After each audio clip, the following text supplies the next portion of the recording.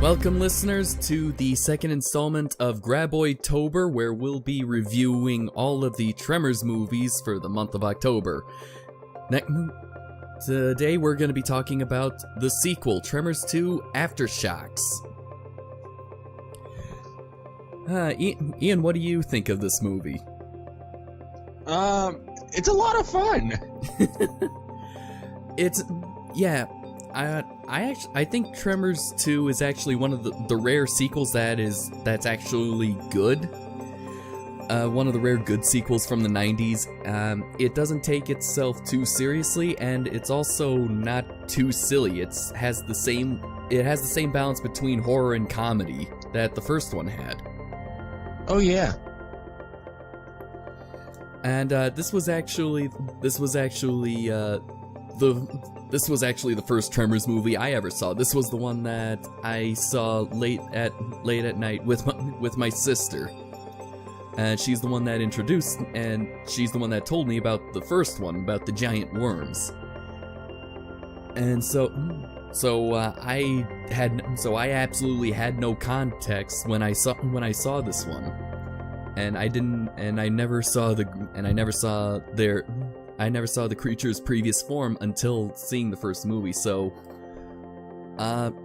when I finally got to see the whole thing, after seeing the first movie, there was a lot of context now that I had. And honestly, yeah, even without Kevin Bacon in this movie, with just Fred Ward and Burt Gummer and a new guy, as well as another female character, this was actually a pretty solid entry in the franchise. Yeah. All right, the whole premise is that an abandoned oil refinery in Mexico is terrorized by more graboids, and so the Mexican government actually asks Earl from the first movie for help. Val, as is mentioned, that he declined because he got married. Probably to Rob. Why would he want to die? Yeah, why would he want to die?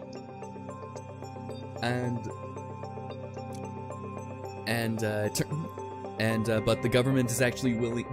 At first, he's reluctant, but the government is actually willing to pay $50,000 for each graboid that's killed. And Earl, who's down on his luck because he invested all his money and it into an ostrich ranch, which didn't pan out. And so this is kind of his way to make more money and then use it wisely. And at first it's going all right, and then when it turns out there's a lot more graboids, and they seem to have gotten wise to their tactics. They bring in Burt. Burt comes back, who's also in his depressive state to help. And things seem to work out, and then they turn worse, and that's all I'm gonna leave it at. Yeah. Oh boy, this movie. Some parts of it's just a lot of dumb fun, and then fun gets shot down, and then we get furious. I know, yeah, and just like the second movie. So, and it kind of helps that the director of the second movie is actually, one of the original writers. Yeah. So, and that's I guess that's what I like, because sometimes. The original writers who then go on to be directors, they kind of have a more intimate connection with the characters that they wrote. So they now know how their creation should probably be, and in some ways also be bold enough to take risks in some cases. but with Tremors 2, like I said, it still has that perfect balance between horror and comedy, and it doesn't feel too serious, and it doesn't feel too silly. And yeah, it balances well. Yeah, and the pacing is actually very nice as well. I guess the one thing that I tried to think of what to say for this podcast is, was most importantly is that when do these new creatures show up? So, oh yeah, that's the things that go worse. The worms actually change. They metamorphose. That's the word that Earl couldn't think of. That they couldn't think of when he finds the graboid just split open. And the creatures show up at about 58 minutes into the movie. And keep in mind that this movie is about an hour and 40 minutes long with credits included. And yet it doesn't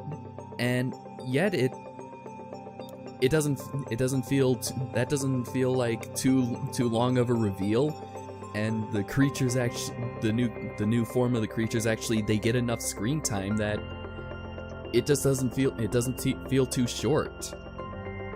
No. And I think the reason why is that I think writing wise that if the creatures were actually revealed to change early on in the movie, it probably would feel like a repeat of the first movie. Yeah, I can see where you're coming from. Mm-hmm. So in this case, the extra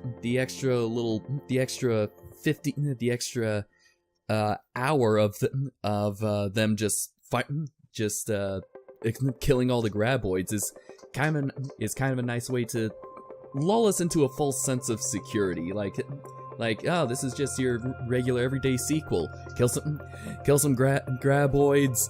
It gets too much for the heroes. They got to get in extra help. Something's gonna go wrong, but they'll come out on top. And then only to give this hard left turn that graboids can actually change into these bipedal bird-like little, well, chicken-like chicken-like forms. And these chicken-like things are not friendly. Well, were the big ones friendly? The big ones, I don't know. I mean, the big ones can hear you. These ones are just deaf. Mm-hmm.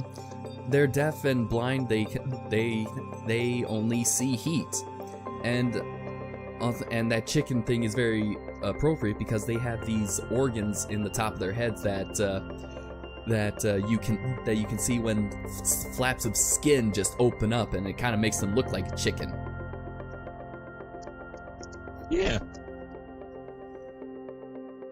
And so there's this movie is actually full of a lot of good quotes, a lot of good quotable lines, especially more from Burt Gummer. I love Burt. I know. Let's see. You ask anyone if they've seen Tremors, and they'll probably quote one of his lines from this movie. They'll probably go with the iconic one. I feel I was denied. Critical. Need to know information.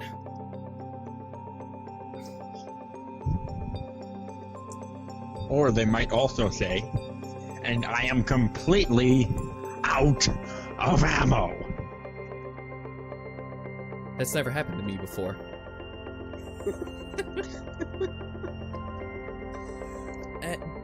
Honestly, yeah, it is a pretty solid sequel. And even the new guy who actually does make a good replacement, he has some good chemistry with Earl. Oh yeah. And so the whole comedy, the whole bickering back and forth is still pretty there, so it doesn't feel like anything is missing. Just, well, not spiritually.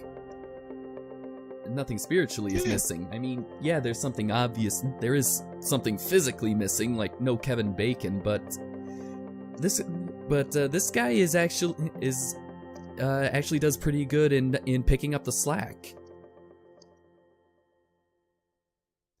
Yeah, you did a good job. Mm-hmm.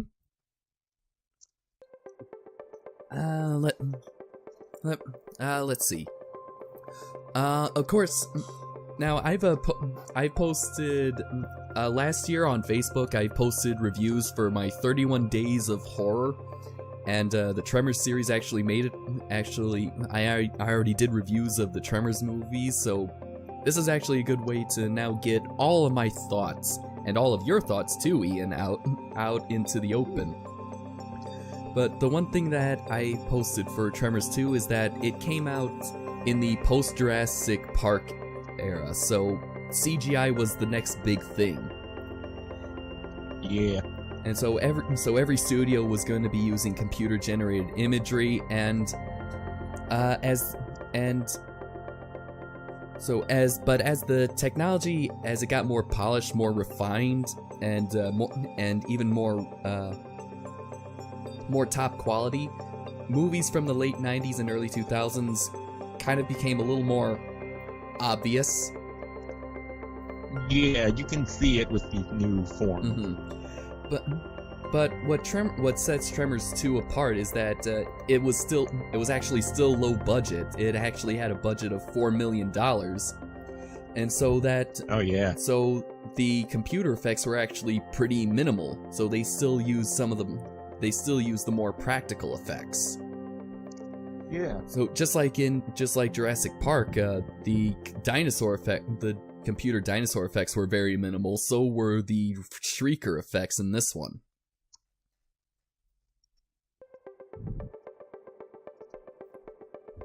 All right. I think that's all I have. Ian, do you have anything before we move on? Not really. That pretty much sums up the overall the overview of it. You want to go to characters? Yeah, you can start off. All right. So we have our main character played by Fred Ward, Earl Bassett. Mm-hmm. He squandered his fortune on a failing ostrich ranch. Uh-huh. And it turns out they're two male ostriches. Are you serious? It's on IMDb. Oh. Yep, top line. Earl struggles with ostriches at the beginning of the movie while attempting to get them to mate. His difficulty may lie with the fact that both of them are male. Female ostriches are noticeably shorter and gray.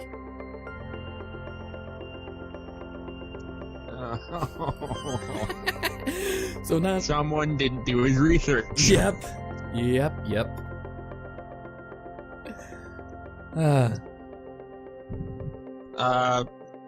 Yeah, Fred Ward basically kept up the same role that he had in the original film, and he did it very well. Mm-hmm. I actually kind of like the introduction, because you don't actually see that he's wrangling ostriches. You see him talk to something, and he ropes something, and then he gets dragged. You could think, it must be horses, or maybe think, maybe he actually trained graboids or something. But it's more than likely horses. My imagination just went to graboids. More than likely horses. And so then when it pans up to reveal ostriches, it's kind of hilarious. Again, keeping... Yeah, you're basically like, what? Yeah. Yeah. And... Oh yeah, and what about the fact that you heard the ostrich gulp? You actually hear it and see it go... I think I missed that. Alright, but, Ian, continuing on, I don't mean to steal your thunder. It's alright. Next character that is revealed is Carlos Ortega. He is the head of the oil field in Mexico, and as we said, he talked to Valentine McKee, and Val declined. He doesn't want to die. Mm-hmm. He married a good woman. Yep. So Carlos offers Earl $50,000 for each graboid, and if he manages to capture one alive, woo! That he would double that offer for that graboid. So, yeah, we don't really know too much about Carlos Ortega, but yeah, he's kind of more of like the MacGuffin of the story. He's someone to propel the plot forward. Yeah, kind of almost like the same thing, kind of with Pedro, the Spanish-speaking worker, and Julio, who developed the seismographs. Oh yeah. Next character is Grady Hoover. The substitute for Valentine. Yeah, he basically is a sidekick at this point. Yeah, I heard you groan. I guess he annoyed you a bit. He did annoy me, and Earl even said a perfect line from my thoughts of him. Who are you, and why are you so dumb? Yeah, that is a good line. Oh, you know, also almost as good as the maybe you will come in handy. When they're eating you, it'll give me a chance to get away. I get it, but honestly, I think in this day and age, is that it's almost like a fanboy who's meeting his hero. Yeah, pretty much. It is like that. Even the way he acts and why he willingly participates in this is almost like saying like, are you kidding? I'm with basically Superman here. It's gonna be just smooth sailing. I guess that's another reason why this is so good, is because we've all been there. We've all seen or read something that is done, and we think this is easy. And then once we get to that, we realize, oh shit, I'm in way over my head. Yeah. It's just that usually our decisions are based on what jobs that we want to do or what careers we pick. His was just, I want to fight monsters. Yeah. And then Grady Hoover manages to convince Earl to change his mind, because Earl doesn't want to do this initially. Because he kind of feels like his chance, his 15 minutes of fame is just gone. He's never gonna get it back. Yeah. So they both go down to Mexico. And there they meet geologist Kate Riley and her assistant Julio, and they are scientifically investigating the graboids. And as the film progresses, we see a definite spark between Earl and Kate. Mostly they're checking out each other's butts. Pretty much. Yeah, it is kind of fun that they each look at they each check each other out when they're not looking. Yeah, that's funny. So, if it was Hiccup and Astrid, though, I don't think we'd have any qualms. I'm not having any qualm. In fact, it's after that scene the next morning with Grady and Earl. Their bickering back and forth is kind of almost like that of the beginning of the first movie. With Val and Earl. You know, Grady points out that Earl is shaved, and Earl doesn't like the implication, and so Grady drops it. But before delivering the last line, she's a babe.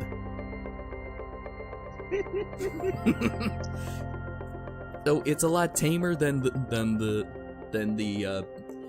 whole "I thought you called it your pecker" line from the first movie, but it's still in the same vein. Yeah. Anyway, they go around blowing up graboids with remote-controlled cars. Mm-hmm. Where did they get Did the Mexican government give them just like a large stockpile of remote-controlled cars? Did they? I guess. Did they buy out one of the Toys R Us? Well, seeing as how the government apparently paid for all their expenses, maybe. Maybe, yeah. And eventually when they find out that there's way too many graboids for them to handle on their own, they call in the big guns. Literally. Oh, yeah. They call down Burt Gummer, who is once again a joy to see. Mm-hmm. And he has commissioned from the Mexican government a truck loaded with firearms and explosives. Oh, yeah.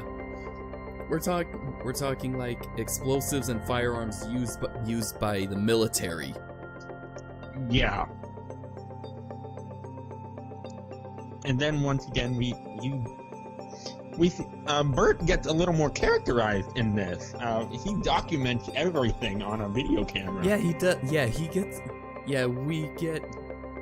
Yeah, that is a little bit. We get more depth into his character. Yeah, him documenting his experiences. I actually thought that was kind of cool. I wanted to give that a try, but then because of my ADD, I just dropped that immediately. And we know about his lifestyle from the first movie. In this one, it's kind of cranked up. I mean, yeah, he has hunting rifles, and all that kind of stuff. Knows how to make bombs. This one, we now see more of his firearm knowledge. And his remote control car of choice is a tank. I love that. He even puts on a soldier's helmet before blowing up one graboid. It's so funny. And honestly, that actually reminded me of something. The graboid's life cycle is still actually pretty ambiguous. That when you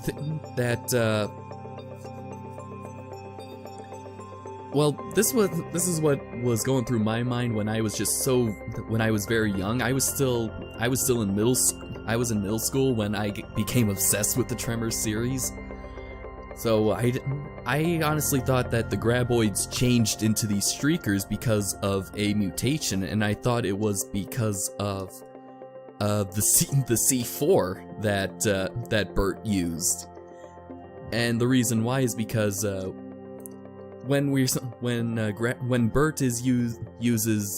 first see Burt use the C4 charged tank, and when the graboid swallows it, there's a puff of yellow smoke. And when Grady and Earl they kill the first Shrieker, there's also another puff of yellow smoke, and I thought that was the same thing. I'm like, oh, that must be why. it wasn't until that must be why they look like that. Maybe the C4 just kind of mutated them. It wasn't until I got a lot older that I realized that yellow smoke, it was just coming from the amber light that's behind them. And also, it kind of doesn't explain why are all the other graboids changing if Burt hasn't blown them up.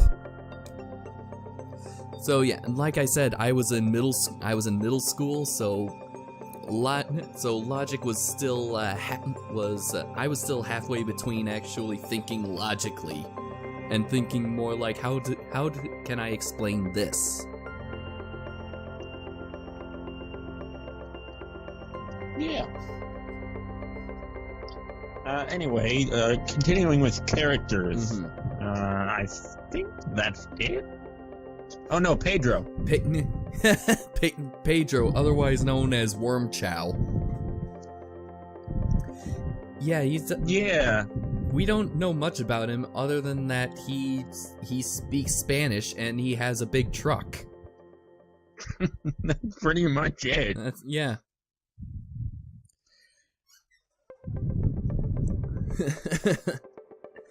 I think that's all the characters. Yeah, that's it. Yeah, that is. It is actually very minimal compared to the very first movie, and honestly, that's kind of what it actually does make them easy to.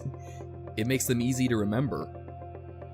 Yeah, because I remember last time we did this, we left out several characters because we didn't really know much about them. We didn't know much about them, and they honestly weren't all that too important. Yeah. Sad but true. It's alright, so let's see, we talked about the effects, we talked about the characters, I guess a little bit of the plot. How about we focus more on Burt Gummer's characterization? In the first movie, he was married. Yep. And in the second one, it's revealed that he and Heather split. Probably because Heather got a decent career in acting. Oh yeah, maybe. No, but apparently through the dialogue, Heather just had enough of Burt's paranoia, because apparently he took the collapse of the Soviet Union very hard, and she says to him that he can't handle life without the threat of global war. And apparently that it was that kind of argument that caused Heather to live with her sister for a time and ultimately split. She and Burt split, and it's further cemented by her asking for the HK-91. Oh no.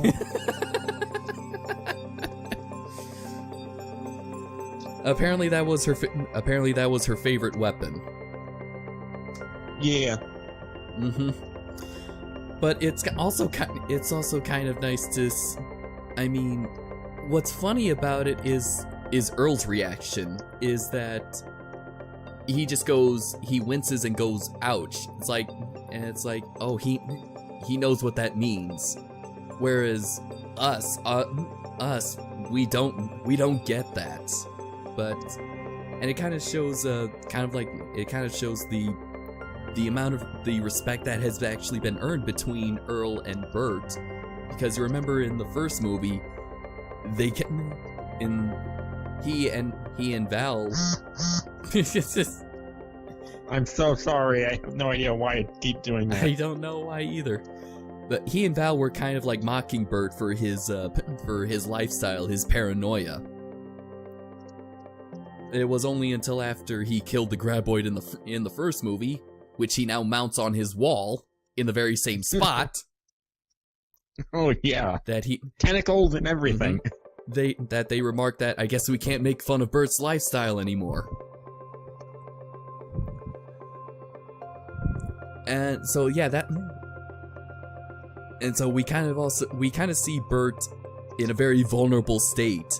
He actually outright lies to Earl that he's busy doing projects, and that lucky that you caught him while I was at home.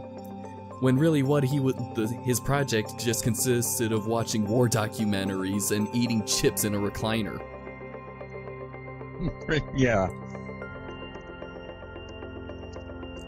So, and I guess that's kind of the other reason why Burt has such the following that he has, is because we not only saw him at his most powerful moment, we saw him at his most vulnerable.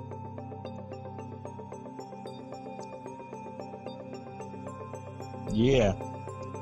And he's a joy to see. He's been in every movie. Yes, he has. Although I still wish we could see some of the old castmates. I'd like to see Fred Ward and Kevin Bacon again. Oh yeah, bring them back for the last movie. Yes, yes, Tremors 20. Oh, bring them for Tremors 20. On Europa. Oh god. Yep. All right. Anyway, let's see. What was the geologist? What was her name again? Her name was Kate Riley. Kate. Yes, Kate.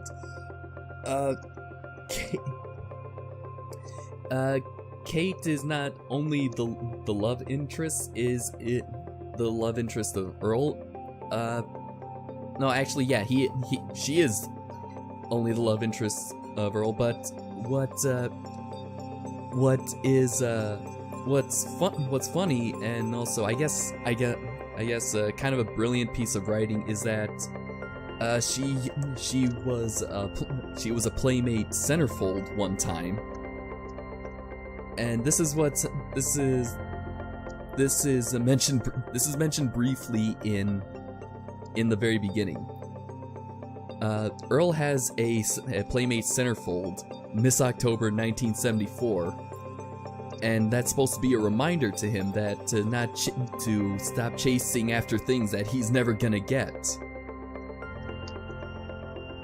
Well, and it turns out that in this movie, his love interest actually was the Playmate.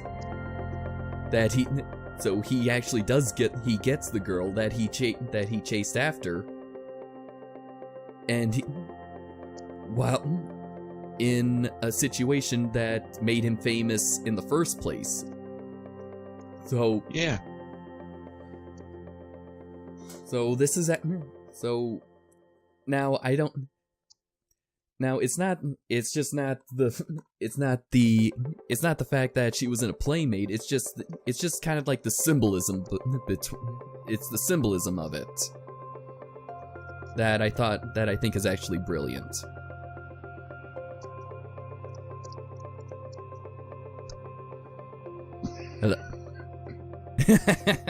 I'm here. I'm just dying. You're of laughter? No. Allergies. Oh boy, yeah, it's allergy season. All right. Anyway. All right. How about now? Sometimes with sequels, we can now move on to other parts of the movie. Sometimes with sequels, mostly bad sequels. So this doesn't apply to Tremors 2, is that the story will be how the events of the first movie are just kind of ignored. And so that kind of gives an excuse for characters to be absolutely dumb. In this move, now what I'm going with this is that because of the events of the first movie, Earl has experience, and also the ragtag team of graboid hunters have developed technology and techniques in trying to capture and kill them, which is actually pretty awesome. They use seismographs and the use of dynamite and remote controlled cars. Kind of shows that they have learned from their experience.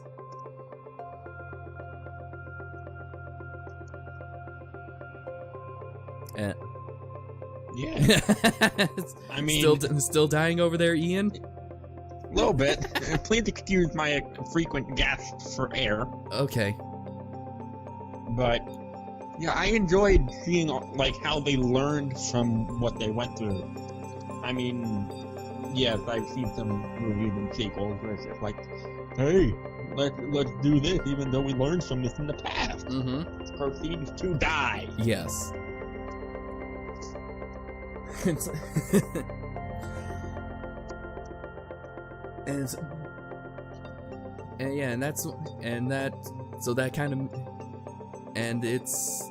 It's also kind of what makes the humor in this between Earl and Grady very funny, because he's the voice of experience, and so when when Grady has these lapses in judgment, such as not opening up his umbrella after the graboid explodes, leaving the radio on the ground.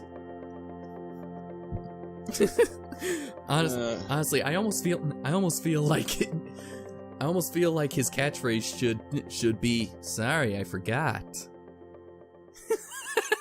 I think it is his catchphrase. It was funny. I mean, it was funny. And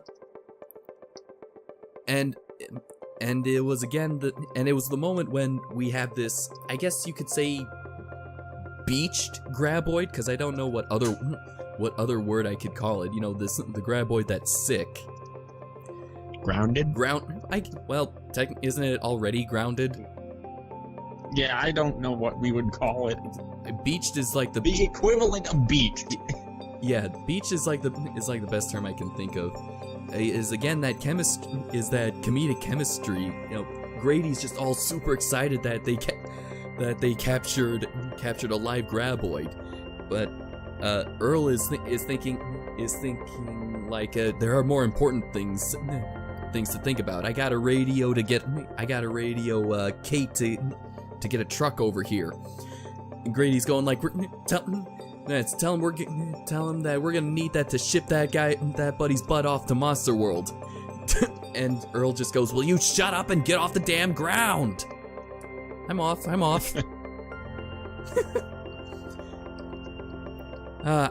love that scene. I love that so much. Yeah, and then when they taunt Burt with their success.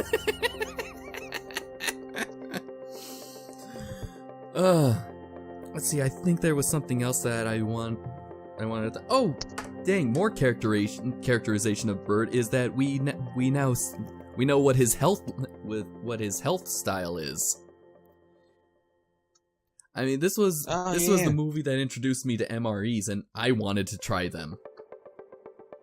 I have tried them. They're not too bad. Really? Yeah. I've had them years ago, like in 3rd grade, but they're not terrible. Wish you can get them online. Oh.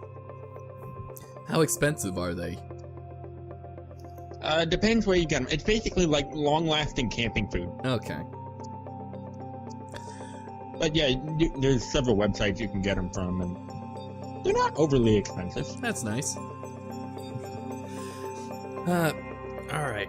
But yeah, the MRE.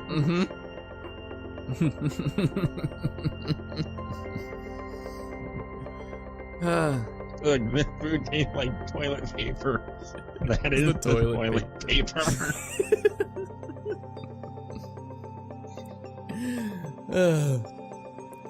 Oh boy.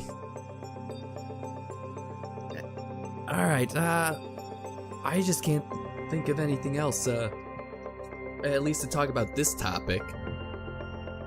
Yeah. Okay, I guess alright, now, the other thing, I guess, the one thing I can move on to is, again, creature designs. Oh, yeah. Ian, I'll let you have the floor on this one. Alright. The graboids have... Well, the standard graboids have basically stayed the same. Big, like, chubby worms with a multi-pronged jaw. And the standard 3 tentacles. Not bad. Yeah. We've seen it before, and this time we actually see them right at the beginning of the movie. Yeah. Eating the poor guy on the barrel. Oh, yes. And he had to jump across a bunch of hollow barrels. Gee, that's not quiet. Why don't you just paint a target on my back? Like mulching bucket and what flies beneath.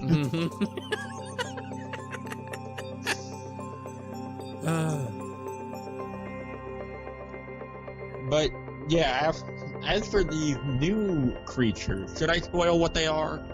Well, I think if most people have already seen the Tremors series, they probably already know what they're called, and I think I've already mentioned that.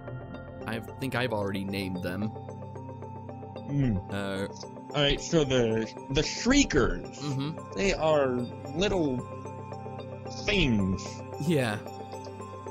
They're small, roughly about hip height, I think. Yeah. Roughly. Bipedal, three-toed feet and no arms. Blind, deaf, and they primarily see by using thermal sensors. And this makes them a little more dangerous than the graboid. Yeah. It is a lot. Because even though they have no eyes, they still can technically see. Yeah. And at first it feels like they're attacking everything to, isolate the humans, cutting them off. And it turns out, no, they're actually really stupid. I know. They kill Pedro and his truck. They knock out the radio towers, mostly because of the heat, and it does come across as like they planned this. But when we find out, Grady just gives the best line that summarizes everything. You mean the reason why they're so smart is because they're so stupid? Yeah. And he's not wrong. Yeah. I mean, but the way it's kind of set up, it does come across as they've gotten smarter, and we know from the first movie is that they do learn. Oh yeah. And I actually kind of liked the build-up for how dangerous these creatures are. I liked Pedro's decapitated arms, and the hollow graboid moment, because especially Earl's reaction to it. Because now when you think about it, his reaction to seeing Pedro's dangling arms is like, and his remark of how it's a whole new goddamn ball game is just like, that's just like one shock right after another, and he's like, oh shit, oh shit, oh shit. Yeah. And it's a perfectly natural reaction. Yes. I mean, just think about how Grady would be feeling. His hero is now a muttering mess of tears. I know. Like, oh shit, what did I get myself into? And he even has that moment near the end. Like, he apologizes that he got them all sucked into this.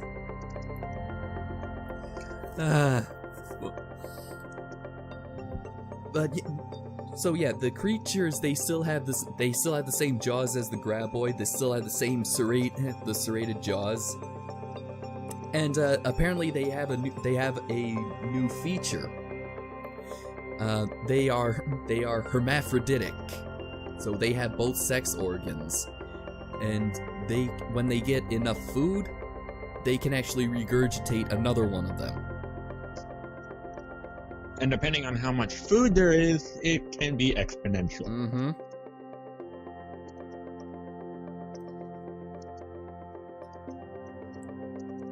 Which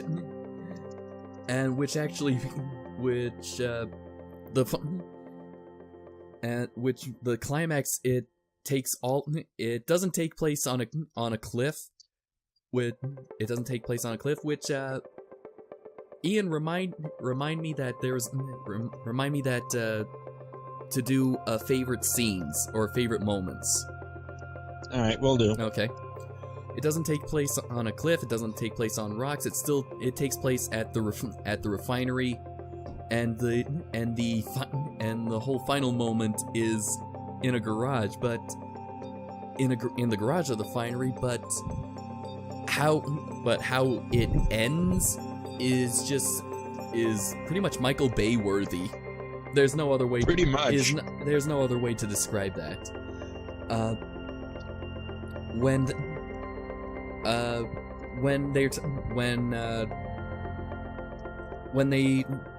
three of our heroes, Kate, Earl, and Grady, are on the oil drums. I have no idea what those things are.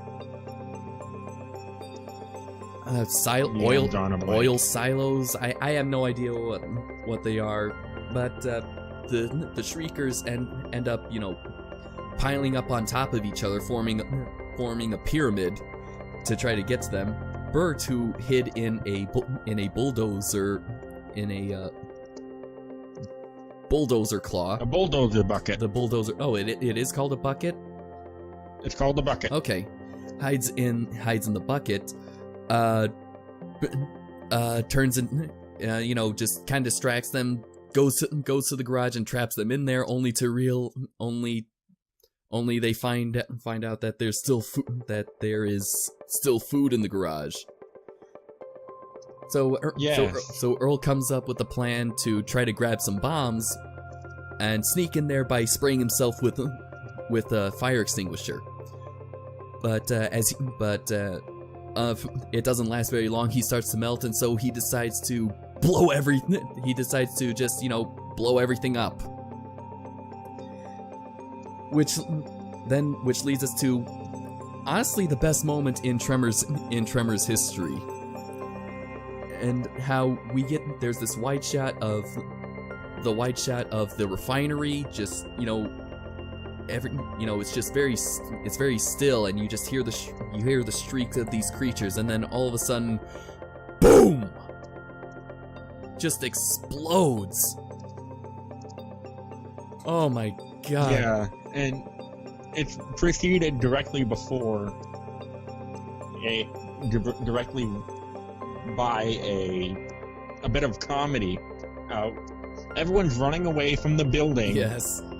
The three hide behind another smaller shack, and Burt just keeps running, and he's like, "What are you doing? Keep going! It's gonna be big." Yeah. So they're like, "Okay, keep going." That's great. That's wonderful. Yes, it is. Oh yeah, that is honestly I stand by what I said. That is one of the best moments in Tremors history. Oh yeah.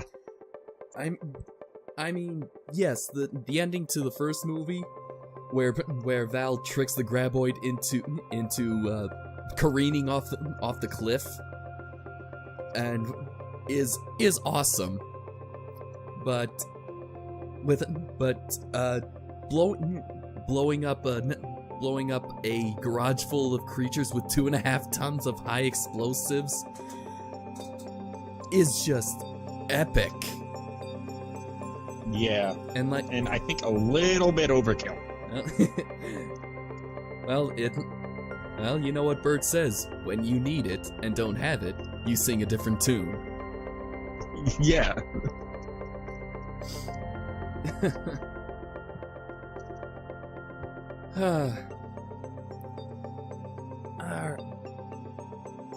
Oh boy, I think I had a thought, but now I can't remember what.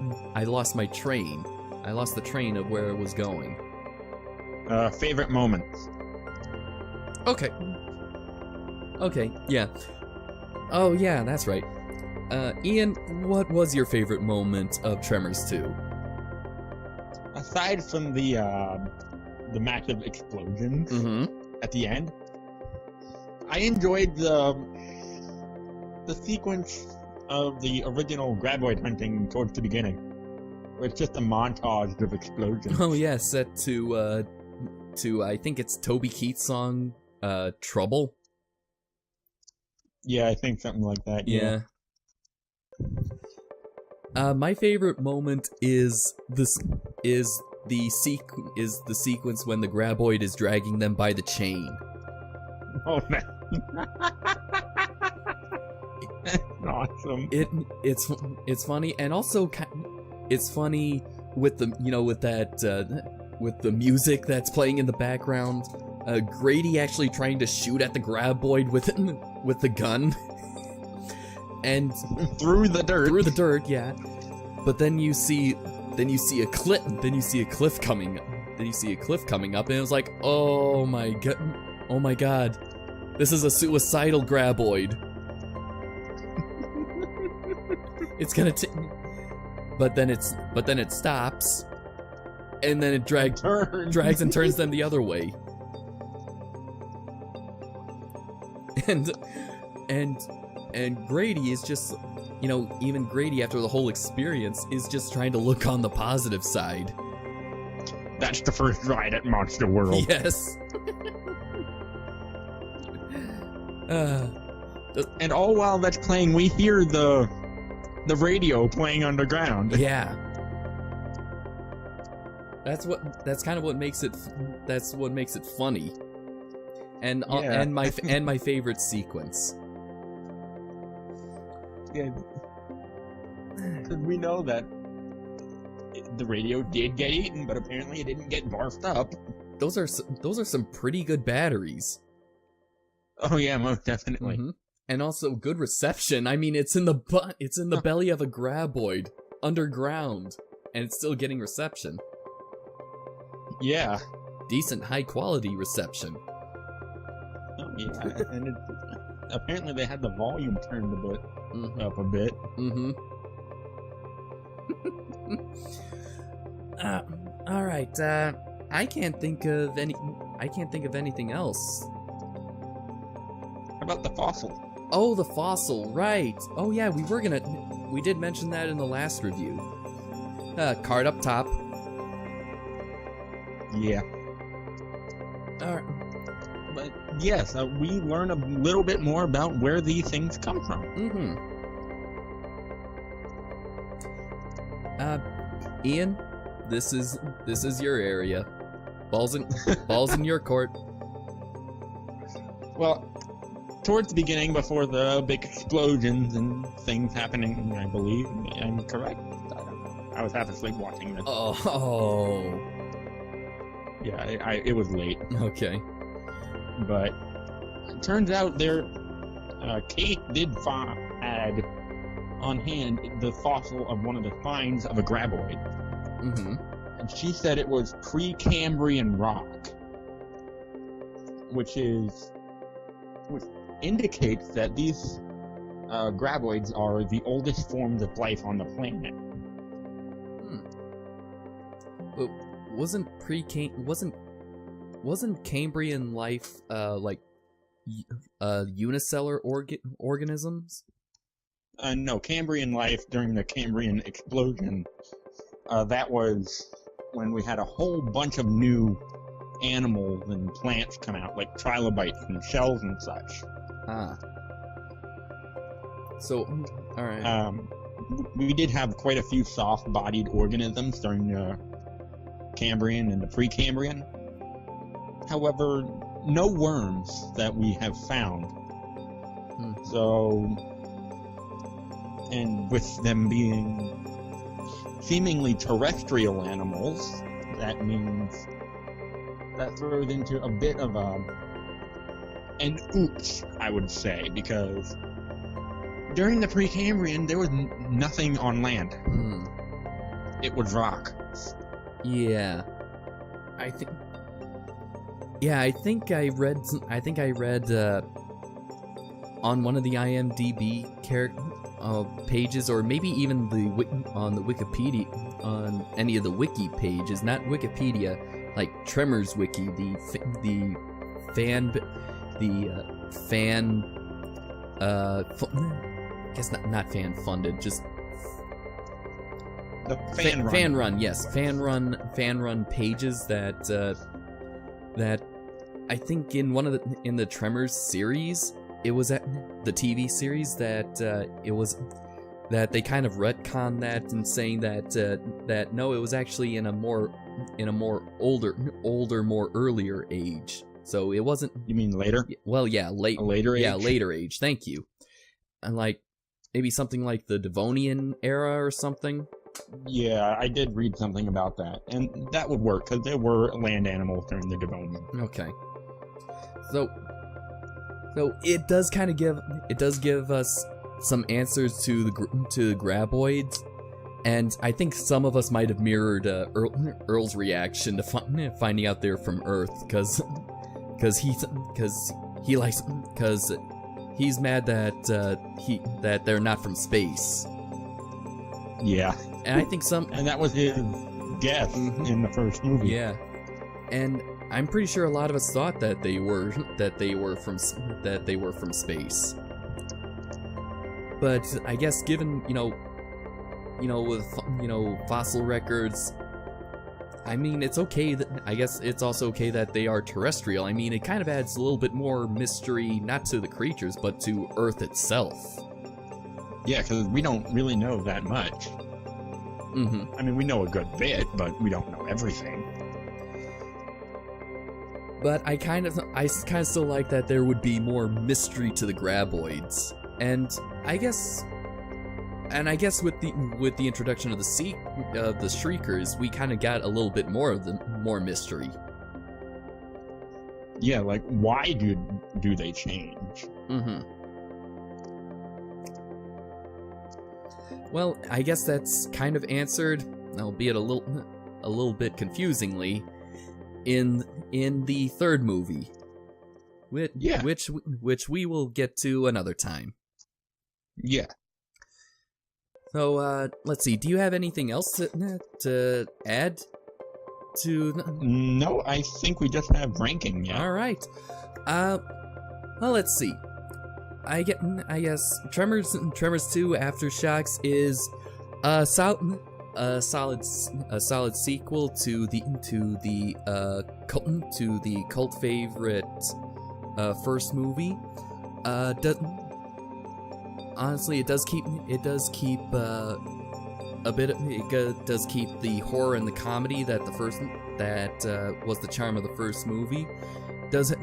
Is decently acted, and also good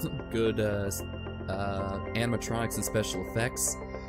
I would actually give it a 9 out of 10.